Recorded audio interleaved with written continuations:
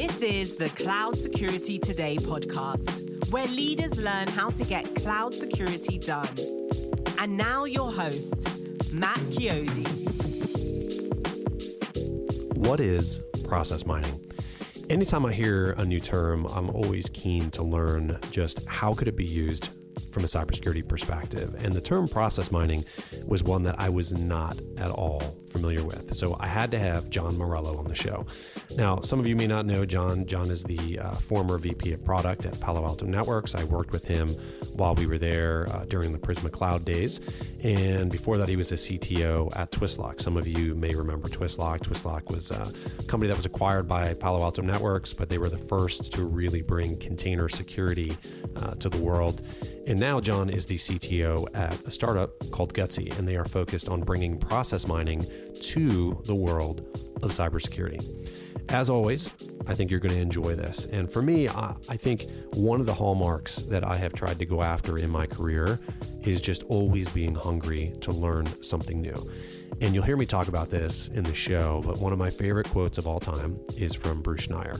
Bruce Schneier is, famed in the industry. He was originally a cryptographer, but he had this quote, and it says that security is a process, not a product. And you'll hear me mention this in the show, but that quote has always stuck with me because right now I've been in security for over 20 years. And one of the things I have seen happen time and time again is, yes, cybersecurity budgets are often underinvested, but we always tend to think that means in tools, that it's tools that have been underinvested in. But if you go back to that quote and you're talking about process, well, how much are we investing in discovering the actual processes that make up cybersecurity? And that's what we're going to talk about in today's podcast. I hope you enjoy it. John, thanks for joining us. Thanks, Matt. And I know you mentioned me right before the show started that you're not feeling great, so I appreciate you doing this for the audience. No problem. Thanks for having me. Awesome. So, I've known you for a while. We worked together back at Palo Alto Networks back in the Prisma Cloud days. You had come over from Twistlock as part of the acquisition, and you have been in cybersecurity for a number of years. And the one thing I love to ask people who have been doing cyber for, let's say, more than a decade, is to talk about your journey in cybersecurity. So maybe for you, I know you spent some time at Microsoft. You've had a lot of different roles. Maybe starting from your early days at Microsoft, talk with us a little bit about your journey to your role now as CTO at Gutsy. Yeah, sure. I would say it actually probably started before Microsoft. When I was a student at LSU, I was a student worker at the IT department on campus that they call computing services. And this was in the late 90s, before computer security was really thought of as a discipline, I guess you'd say. And I remember, like, today it seems such a weird thing, but at the time, the school, and still does as far as I know, owns an entire Class B. 130.39, I remember very well, was LSU's Class B. And literally every single device that was on the network, the secretary's desktop in the physics department, had a publicly routed, non-filtered, non-firewalled IP address. Why not? And as you can imagine, all kinds of hilarity ensued. I remember at the time, you had your PC had a physical light to indicate hard drive activity. You get these reports of people trading pirated software, music, or whatever, and you could literally walk into the room and you could identify the machine by the light or by the sound of the hard drive just continuously spinning. So, so I started doing all kinds of various incident response type stuff there, and universities unfortunately have a lot of problems with not just with malicious trading of music and stuff, but all kinds of other computer related crimes that we help gather evidence for and so forth. And then when I started at Microsoft, I did a lot of that same work when I was in the support organization at Microsoft. When I first started, I supported customers that were on Windows 2000 at the time, and even Windows 98, and helped with security issues they had with that. But I really got a lot more back into security when I went into consulting about 2002, and did a lot of security projects all over the world, honestly, but particularly in the U.S. federal space, I deployed the first smart cards and PKI at the White House, did a bunch of other things across DoD and the Intel community.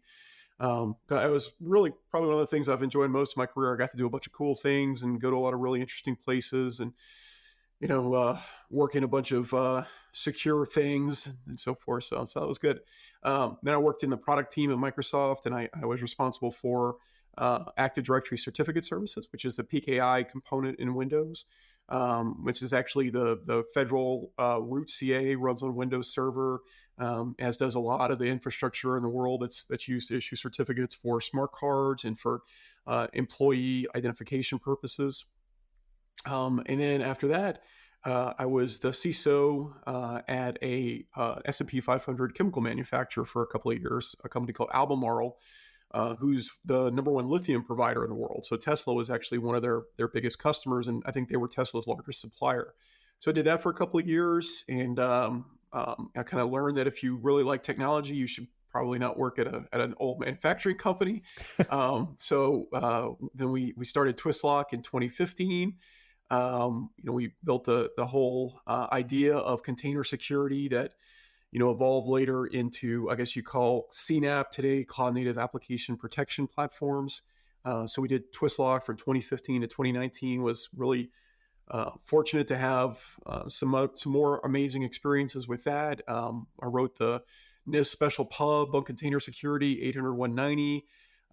We had, I think, 420 something customers when we sold the company. So we had literally every cabinet level agency.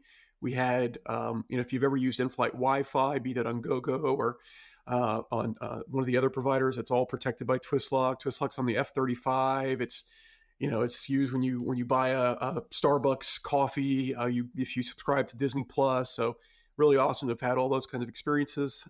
We sold Twistlock in 2019 for about $500 million. So it was a really good exit. And stayed at Palo for a few years, where I was the VP of product for Prisma Cloud. And then in 2022, a little bit more than a year ago, we started Gutsy. And I've been at Gutsy for about a year now. And hopefully we'll be able to have the same kinds of experiences that we were able to have at Twistlock. That's pretty awesome. So you've done a lot of different roles in cyber. You've been on, so to say, both sides of the table from a vendor perspective, but also on the industry side as a user of security tools. I think that, you gave us, let's call it the 10,000 foot view of your career. Were there any pivotal moments or maybe key decisions that you made along the way that now in retrospect, you can look back on and say, wow, that really helped get me to where I am in terms of, obviously being in leadership? Yeah. I mean, I you're right. I've been at it for a long time. I used to always be like the youngest person, like on teams and so forth. And I don't know, some point in the past 10 years, I guess I looked around. I'm not that. I'm usually like the oldest person now. So I'm somehow, I guess I've been doing this for about 25 years at this point. But I mean, I in all honesty, I've never been somebody that really sought out to become a leader, so to speak, in the sense of like wanting to have a particular title or something. I've always really been much more motivated by like doing interesting work I'm proud of the work that I'm doing and so forth.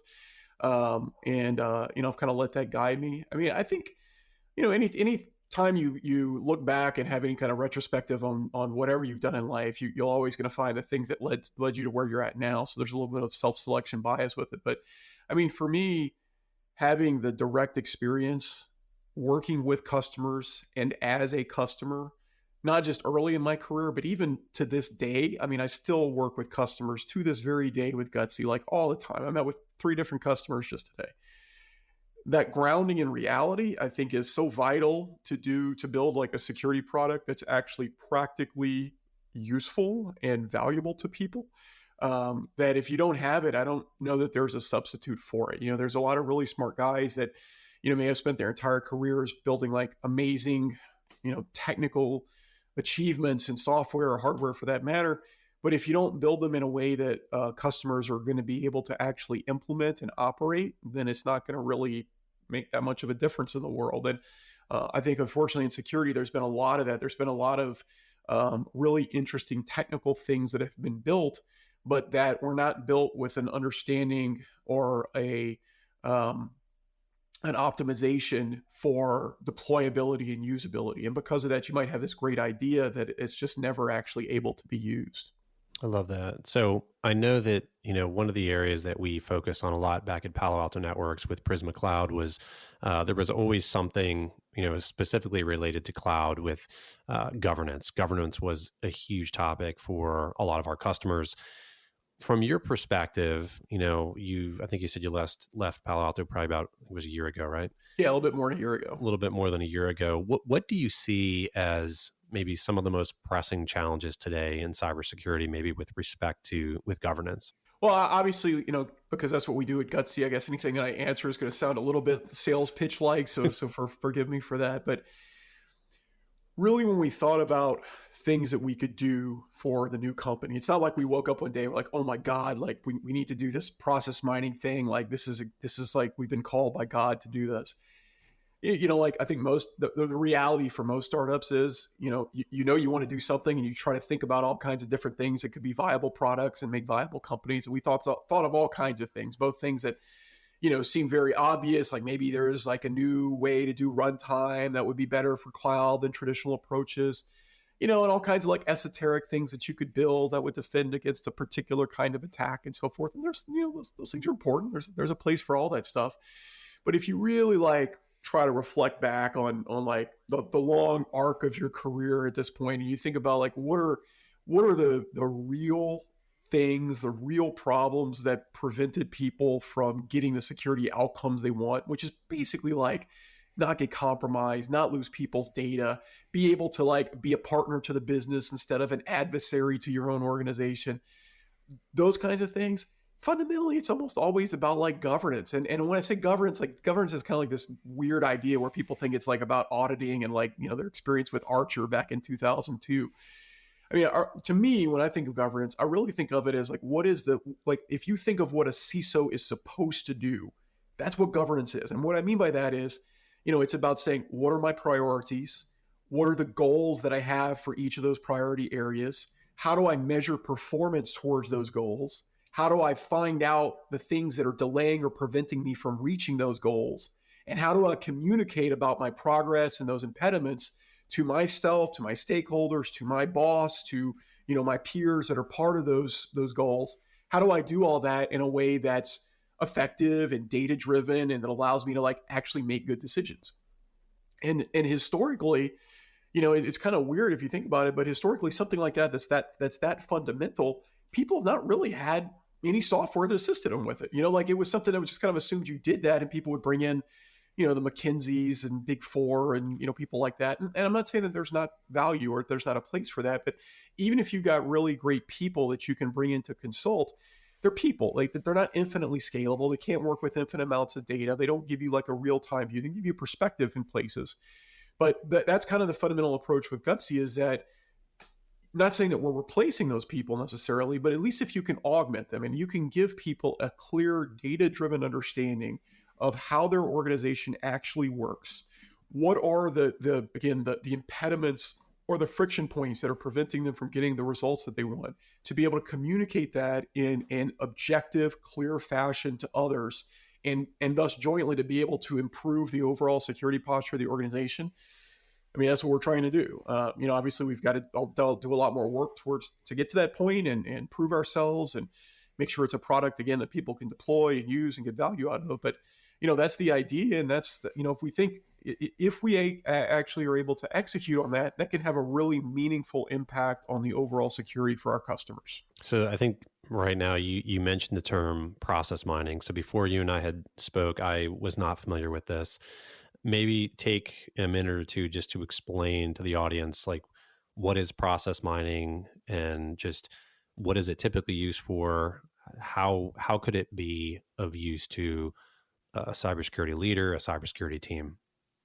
It's honestly not that complicated of an idea. I mean, it's a fancy term or a new term, but when I explain it, like the idea will make sense, which is, imagine that you have a complex business process. It doesn't have to even be security, because process mining has been used now for over a decade in non-security use cases, like especially in the ERP and manufacturing worlds. It's been used for a while to help organizations increase their profitability, operate more efficiently, be able to deliver, their results better. Basically, the idea of process mining is that in one of these complex processes, you've got lots of individual systems. And each one of those individual systems sees its own sort of, myopic or narrow view of what that process actually is. Like it's kind of the elephant. What's that analogy with the people touching the elephant? They each tell you like, oh, it's a trunk or it's a leg, or they all see their own little piece of it, right? The idea with process mining is that if you can connect to each one of those individual systems and you can pull out the data about what they're doing individually, you can build a software data model that represents those relationships between the individual systems as parts of an overall system, parts of an overall process that delivers some kind of outcome. And that once you get that perspective from a process-centric perspective, you can begin to identify the things that are causing you problems within that process or delaying or preventing you from getting the outcomes that you want. So let me give you an example. And I'll use one that's not even security. Back to like when Albemarle days, let's say that you're a chemical manufacturer. Okay. So you've got some kind of ERP tool like Salesforce that you use to manage opportunities for people to buy your lithium or whatever it might be, right? And so you're managing that in a CRM. Well, somebody places an order. Maybe that goes into Oracle NetSuite is what you use for that side of it. And then in SAP is how you manage the whole like supply chain and manufacturing process you have. And then maybe the back end, when you send them an invoice, it goes through Microsoft Dynamics. And then in the next step, there's something else used for delivery. And in between each one of those, there's emails and there's spreadsheets that people create and move and so forth. All of those things are part of a process, the end result of which is somebody places an order, you ship them a product, and you receive a check from them, right? If you can connect to each one of those systems and extract the data about what they do individually, now you can start representing what that looks like, not as just saying like, hey, I got an order on August 1st, I shipped it on December 20th, and I received the revenue on March 2nd. I don't really know why. Is that good? Is that bad? Should I be able to do it fast or whatever? Imagine now that what you can see is every one of those orders you can look at basically as a Google map, where you can see like, what is the flow that it took? Where was the traffic jam? Did it sit waiting for raw materials for 3 weeks? And if we'd have had that in our warehouse, could we have recognized revenue the prior month than we did? Do we always have this big delay when it has to go through this approval because this approver person is really backed up? Whatever those problems and inefficiencies are, you can identify those, and thus you can work to remove those or reduce those in the system, increasing your profitability, lowering your risk, and or at least lowering the amount of cost that you have in it. Now, take that same approach and apply that to cybersecurity. Of course, lowering cost is always good. I think everybody's trying to operate more efficiently in general, but there's a really fundamental thing to keep in mind with security, which is that in security, inefficiency and inconsistency are highly correlated with risk. In other words, like for any given security process you have, patching vulnerabilities, offboarding users, how your SOC responds to incidents, the less efficient that process is, or the less consistently you follow it, the greater the risk in the process, right? Normally, if it takes you, 30 days to patch a critical CVE, but sometimes it takes you 4 months, well, that additional 3 months of time is not just wasted effort or delay. That's 3 months that you're exposed to that vulnerability, right? And maybe that's an obvious thing, but if you think about it again from that process-centric standpoint, it becomes clear that if you can remove or reduce the inefficiency in the process, even if all the other tools and all the threats stay the same, stay constant, your overall risk can be reduced. And that's really kind of the fundamental essence of what we're trying to do, which is help you really get more out of those resources that you've already got. So within cybersecurity has evolved a lot over the last decade. There's so much specialization that happens now. Are there certain, let's call it, functions within cybersecurity where you feel that process mining could have a greater benefit than, let's say, another? I think in general, almost everything in security is ultimately a process. Think about anything from like identity management. Identity management is about, you onboard somebody in your HR system, you need to create accounts for them. You need to enable MFA for them. You need to make sure they get provision to the right resources. They move jobs. You need to make sure they remove the prior access they had and add the new access to the new role. They leave. You need to, do all those things in reverse. vulnerabilities. You detect a vulnerability, you triage it, you assign it to somebody to fix, they build the fix. Like really, when you think about security, it's almost all about process. So I think it's less saying that like it's better or more suited for one particular area of practice than another, and more so just kind of recognize that almost everything in security is about process. And if you can apply this same kind of discipline to everything that you're doing, then you can really improve the results that you have. Now, that said, obviously there's some things that are probably going to have a quicker or more visible ROI than others for most organizations. What we found in the beginning is the things that people tell us that they struggle the most with are things like vulnerability management, identity management, specifically like the offboarding scenario is something that people almost universally say that they struggle with. And then optimizing the way that they do incident response. So, by the time the SOC gets an incident, what do they do with it from that point forward? Now, the same ideas are, applicable to things like data security, like how do you do classification and sanitization and things of that nature. But, those three areas that I just mentioned around identities and vulnerabilities and incidents, that seems to be the ones that at least that's what we're starting with, because we see the most common identification by customers of that. One of my favorite quotes is from Bruce Schneier, and I think this was back in either 1999, somewhere, a long time ago. And the quote is, he said, "Security is a process, not a product." I don't know. Have you read that before? He wrote a great essay in 2000. I think it's called, the title is the process of security, or that's where it's process. From. Yeah, exactly. And in fact, that motivated me. That article. We talked with Bruce, and he's actually an advisor for us. He's officially a Gutsy advisor. In fact, I'm going out to shoot some video content with him next month. So he's a really great guy in the industry. Somebody I've always long admired, and and I'm very, very honored to work with him.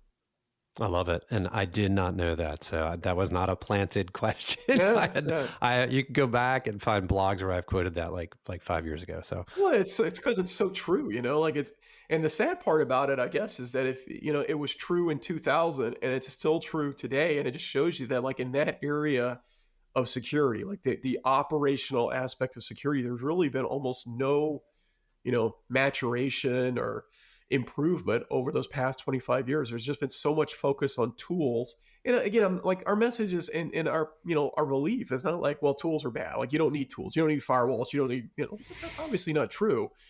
But I also think too, there's way too much time that security leaders spend just trying to chase the latest tech tool or trend, or well, I've got product X and vendor Y just came out and they say they do this a better way.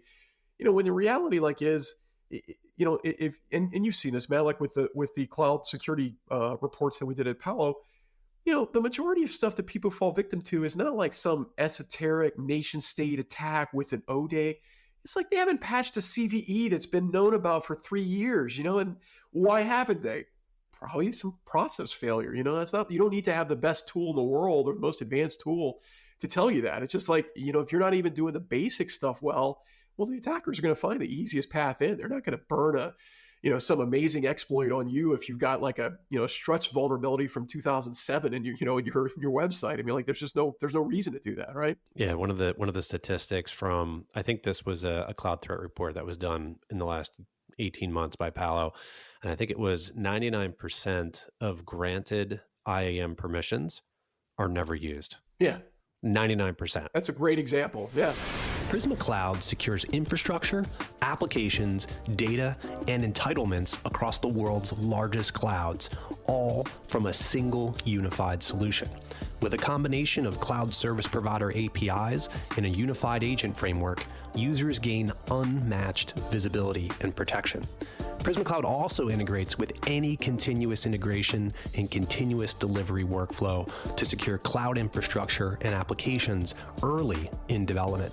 You can scan infrastructure as code templates, container images, serverless functions, and more while gaining powerful, full-stack runtime protection. This is unified security for DevOps and security teams. To find out more, go to prismacloud.io. I love this, and I want to, dig into a little bit. I'm not sure how much research you guys have done on this, but the reason I've always loved that quote, right? Security is a process, not a product. The reason I've always loved that quote is because I think that again, like you said, when we look at, I did this research, I think it was probably about 2 years ago, where I looked at what were the vulnerabilities that we were talking about a decade ago, and what are we talking about today?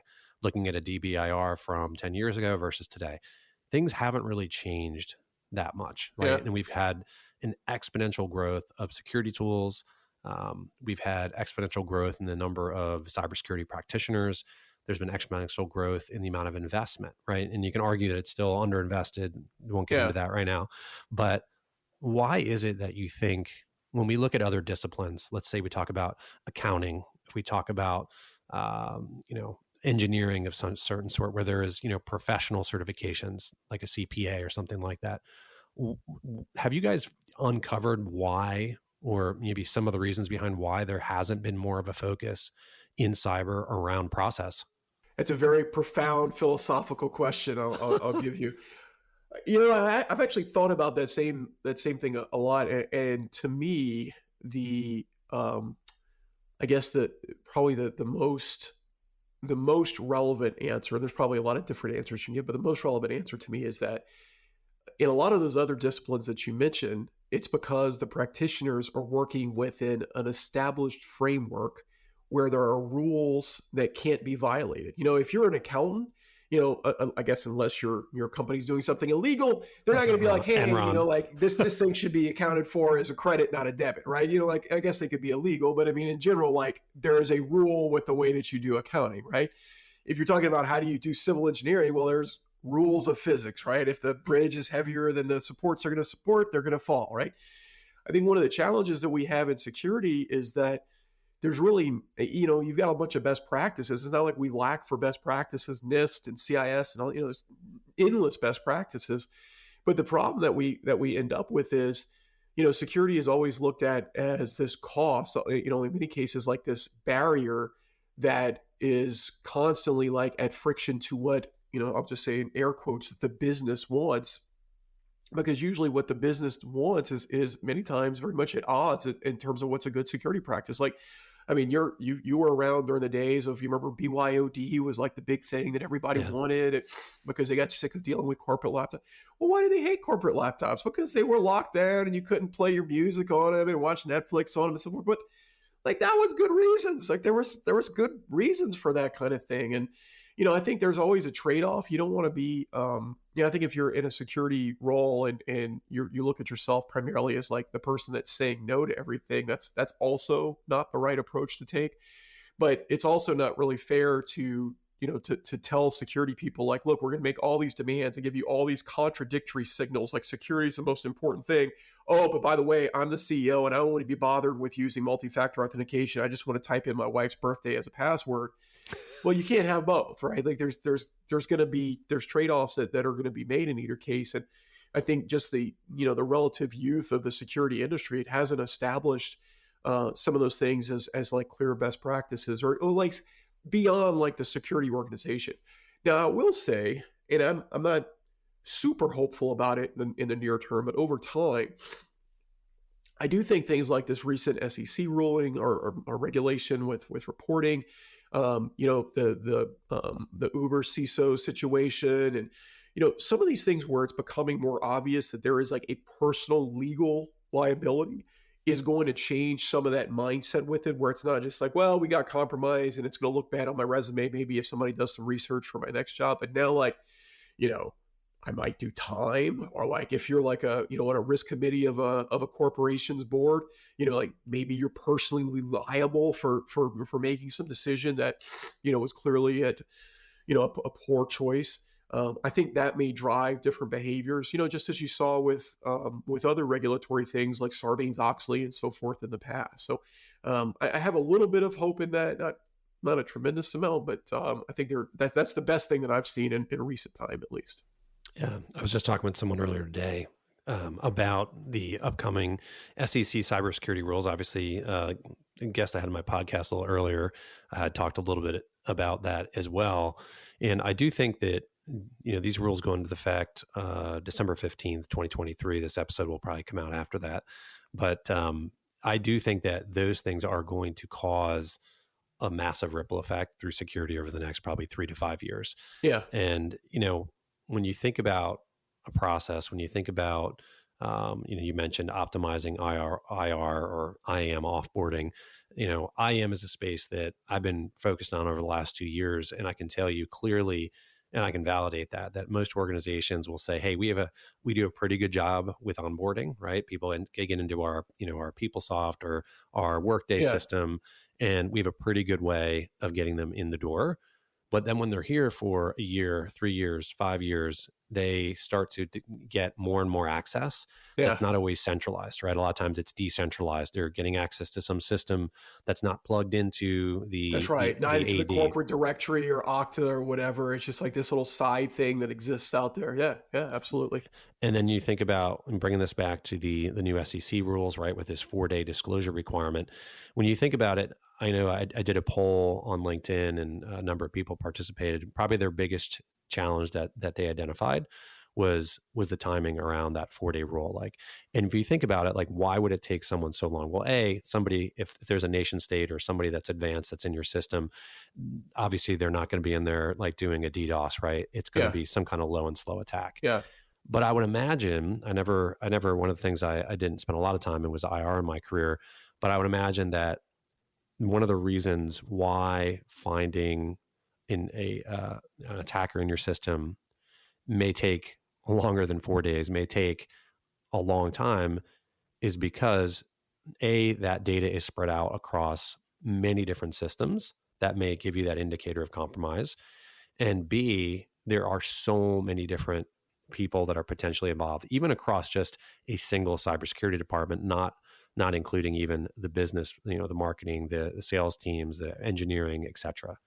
So I'm curious from your perspective in what you see, how does kind of all that tie back to the concept with process mining? Because I want to dig into a little bit. I think I understand generally what process mining is, but let's contextualize this, right? Let's talk about specifically IAM offboarding. How would someone apply process mining to IAM offboarding if they're yes, that's an issue? If someone wanted to do it, how would they apply it? So first of all, I think your example is a really good one, because people think about identity management in terms of offboarding and onboarding and offboarding, but one of the things we always tell people is that one of the bigger risks that's oftentimes people are unaware of is moving. People go from job A to job B to job C. Not as common these days, but if you're in a place 10, 12, 15 years or whatever, you might have responsibilities and access to things that you haven't worked on in a decade, systems that you don't need any access to, because people are afraid if you take it away, it'll break, or just there's not a process that's built for that. But, to answer your question more directly about how do you think of incident response as a process, or how would process mining be applied to it?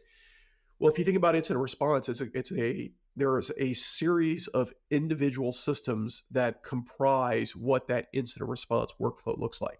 You probably have some kind of endpoint product, a CrowdStrike or something similar, that's designed to find that anomaly, right? So it's going to find it, and it's probably going to create an alert in something. Maybe that goes to a SIM, maybe that's inside of their own product, but there'll be some kind of log that's created about it. The next thing is there's probably going to be some kind of ticket created for somebody to go and analyze. And if it's beyond something that can be auto remediated, or, it's just there's a playbook that can be run and, can be turned off automatically. If there needs to be a human in the loop to look at it, there'll probably be a ticket created. It's something like Jira, or, a lot of customers might use ServiceNow for that or something. Then there's going to be some work that a human being does to triage that. They're going to go and they're going to do some kind of analysis. They might, gather data from a system. In many cases today, that work that they're doing is something that's done through some programmatically accessible surface of the environment that you're working in. If you're talking about doing forensics in AWS, you're using a lot of EC2 capabilities to do that, to take snapshots and to gather data and so forth. And so because of that, you even have those artifacts of what people are doing as they do the forensics themselves that can be mined and can be taken into what happened when and who did it and what times.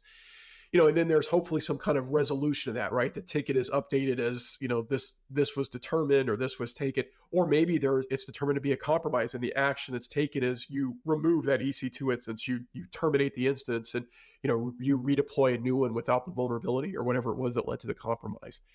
So there's whatever, 5, 6, 8 different systems. Some of those things could be outsourced. A lot of people these days are trying to utilize MDR providers for doing their SOC because they can't keep up with the staffing demands of that. Maybe they've got some managed service provider that actually operates the firewall that did the initial detection or whatever it might be.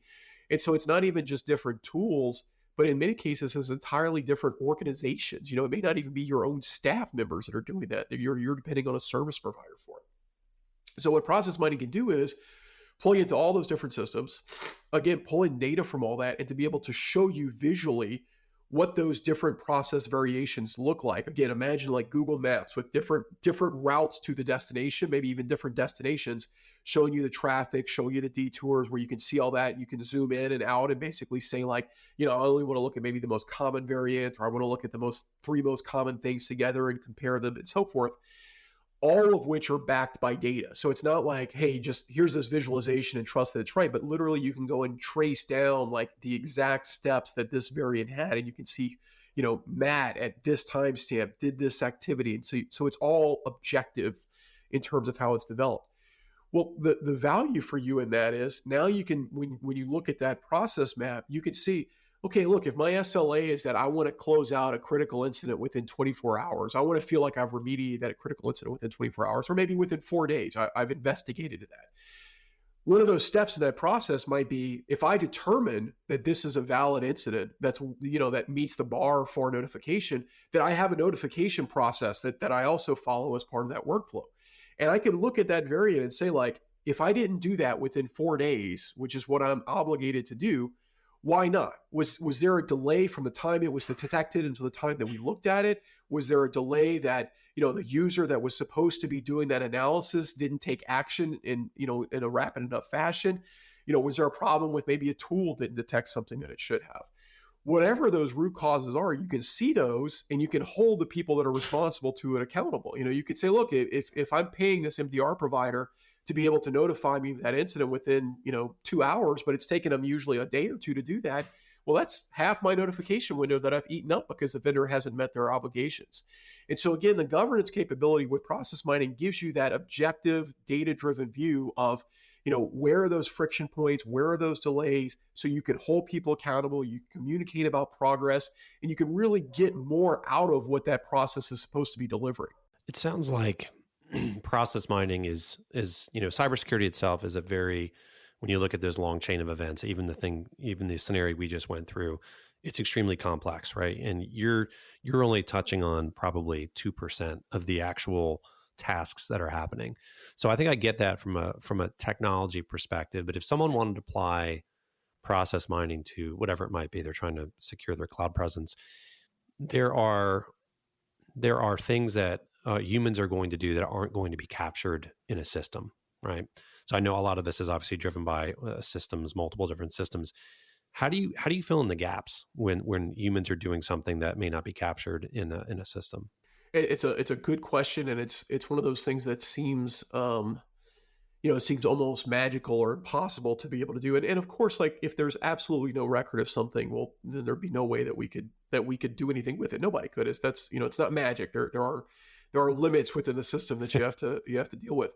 What we found though in practice is that even when there is an activity that's being done by a human, that there's almost always some kind of digital artifact or event that's created about that. And that could be based on being able to diff the state of some setting or system or something from a before and a after and say, this used to be set to true and now it's set to false, or this used to be, setting X and now it's setting Y or something. You can see that there was an action that was taken.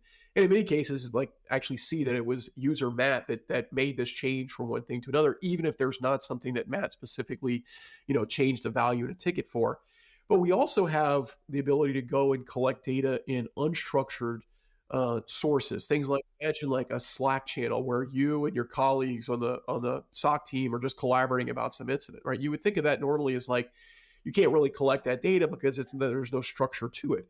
But that's one of the places we actually utilize AI in the product. Specifically, we use Google's BERT model, which is a way to gives us this ability to have a fully offline way of being able to look at unstructured data and extract from that unstructured data specific security event details, but to do so completely offline. We don't have to send our customers' data to any sort of third party. We're not, not going to Chat GPT or OpenAI or whatever.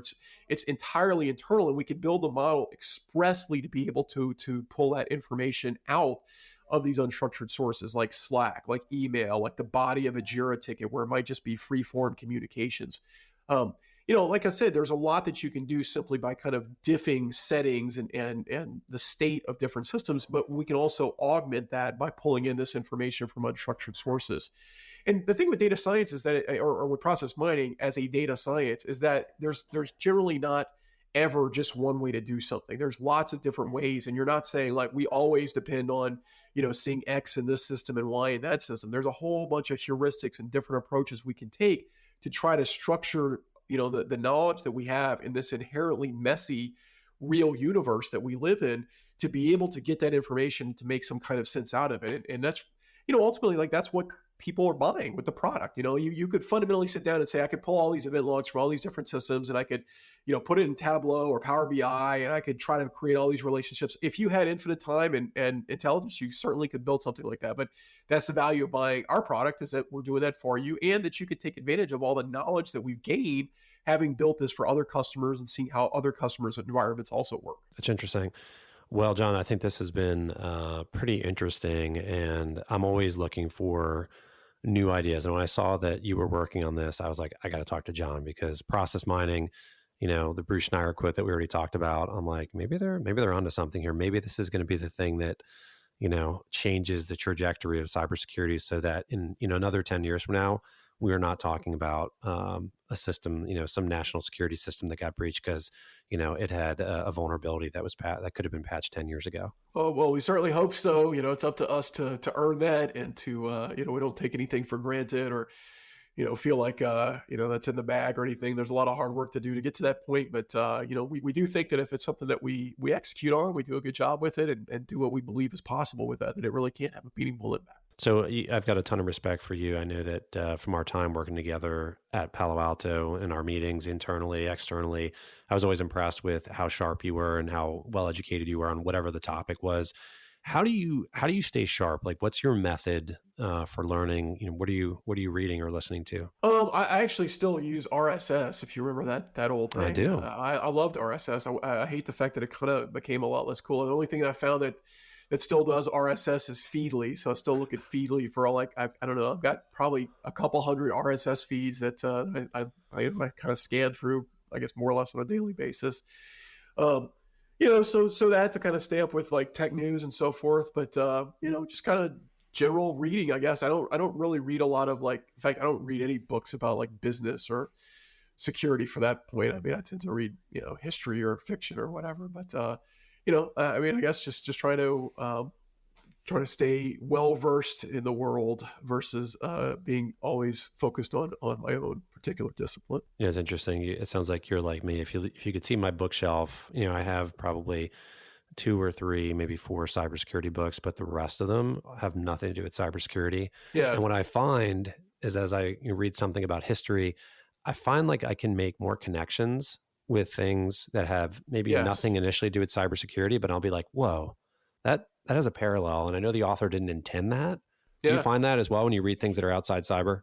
Absolutely. I mean, like I've always been someone who's read a lot of, and just been really interested in the Second World War as an example. And there's lots of parallels towards, not just like, battlefield tactics that may be as obvious, but some of the societal trends that continue to repeat themselves in human history and within organizations, not necessarily at the nation state level, but even just within large organizations, kind of, the power of personality amongst certain leaders, and, the inability for people at a certain point to question, what seems obviously like poor strategic decisions by leaders because of that power of personality that they have. And, I think we've all seen that just in our own, little sort of meaningless corporate lives. You see situations like we were talking about earlier, where somebody's like, the CEO tells everybody how important it is that they go through the cybersecurity training, and then they refuse to do it themselves, or, they don't want to be bothered by having the password on their iPad because it's an annoyance to them or something. And, and they get their way.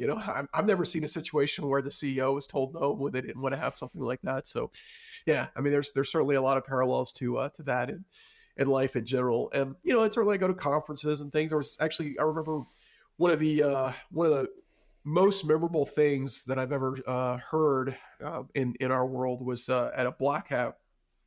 Michael Hayden, who was commander of NSA and 4-star general in the Air Force, he had this quote one time talking about that basically, in typical military campaigns, battle spaces, the defenders and the attackers, they each have relative strengths and weaknesses. There's some things that favor one, some things that favor the other. May not be balanced all the time, but over time, it's generally kind of balanced between the two. But that in cyber, the difference is that almost all of the advantages favor the defender. Like they can basically attack at any time. There's limitless resources. They can, there's very little accountability or responsibility that can be associated with them. And the disadvantages are all on the defender. Like you've got kind of, even if you do your job right 99.99% of the time, if there's that 0.001% of the time where it fails, well, it could be like this huge incident. There's really like no way to quantify the return on a particular investment of defense versus what you might get in terms of benefit. And I've always found that to be a really helpful way to kind of think about our jobs and the difficulty that we have. And, honestly, one of the things that we hope that we can do with Gutsy is because today there's so much of what you do as a CISO or as a security leader that ends up becoming anecdotal because of that. You're just like, well, if you don't give me more money for this, there's all these really bad things that could happen, right? And we want to really be able to show like, hey, we made all these investments. These are some things that aren't working. We're waiting a long time for the business unit to approve deploying a patch to a vulnerability. We have our firewall telling us there's all these risks that are there, and yet we're not going to block access to this group of people that, clearly are not going through their training or don't know what they're doing when they're clicking on malware or whatever. Those are the kinds of things that we hope we can surface so that there's a more objective, data-driven view to understand what that return on investment is for those security investments that you're making. That's awesome. I love it. So something I definitely need to read more up on, process mining. I'll be excited to watch you guys in your journey as you build out Gutsy over the course of 2024 and beyond. Thanks for coming. Thanks, Matt. Appreciate being on. Thank you for joining us for today's episode. To find out more, please visit us at cloudsecuritytoday.com.